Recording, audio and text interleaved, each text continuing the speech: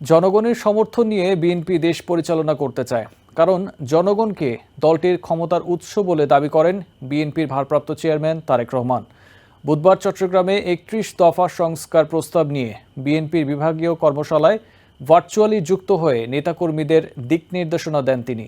এছাড়া সেই লন্ডনে মহান স্বাধীনতা দিবস উপলক্ষে আয়োজিত এক সমাবেশে বিএনপি মহাসচিব মির্জা ফখরুল ইসলাম আলমগীর বলেন, বাংলাদেশের মানুষ তারেক রহমানের জন্য অপেক্ষা করছে, তারা তাকে আর লন্ডনে রাখতে চায় না।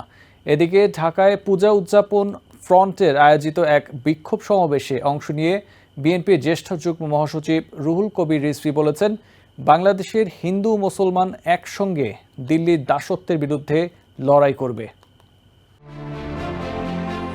রাষ্ট্র কাঠামো মেরামতের ৩১ দফা ও জনসম্পৃক্তি বিষয়ে চট্টগ্রামে বিভাগীয় প্রশিক্ষণ কর্মশালায় সমাপনী অধিবেশনে ভার্চুয়ালি যুক্ত হয়ে তারেক রহমান বলেন, ৫ আগস্টের পর কিছু সহকর্মী মনে করছেন তারা সরকার গঠন করে ফেলেছেন। তাদের উদ্দেশ্যে তারেক রহমান বলেন, আসলে বিএনপি সরকার গঠন করেনি, সরকার দলেও নেই, এখনো তারা বিরোধী দলে আছে। যে সকল সহকর্মী এরকম ভুল উপলব্ধি করছেন, বিভিন্ন জায়গায় তাদের আচরণের জন্য দল ক্ষতিগ্রস্ত হচ্ছে। বিএনপির ভারপ্রাপ্ত চেয়ারম্যান বলেন, দলের কেউ যদি মনে করে আওয়ামী লীগ মাঠে নেই বা তারা মাঠে দুর্বল, একথা মন থেকে সরিয়ে দিতে হবে। তিনি বলেন, আওয়ামী লীগ মাঠে থাকলে নির্বাচন যতটা কঠিন হতো তার চেয়েও আগামী নির্বাচন কঠিন হবে। দেশে অনেক ষড়যন্ত্র চলছে এবং অনেক অদৃশ্য শক্তি কাজ করছে।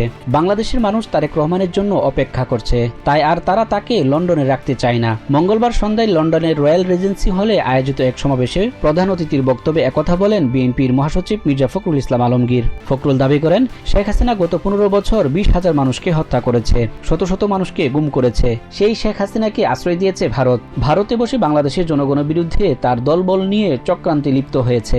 এদিকে বুধবার সকালে জাতীয় প্রেস ক্লাবের সামনে এক বিক্ষোভে ভারতের আগ্রাসনের বিরুদ্ধে সবাইকে সোচ্চার হওয়ার আহ্বান জানিয়েছেন বিএনপির যুগ্ম মহাসচিব রুহুল কবির রিজভী। তিনি বলেন, ভারতের যদি কোনো অশুভ ইচ্ছা থাকে তবে তারাও নবাবের এলাকা বাংলা, বিহার, উড়িষ্যা নিজেদের বলে দাবি করবে।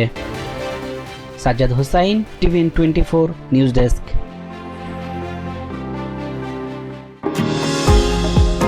নিউ ইয়র্ক থেকে সম্প্রচারিত টিভিএন 24 টেলিভিশন বিশ্বজুড়ে বাঙালির কণ্ঠস্বর।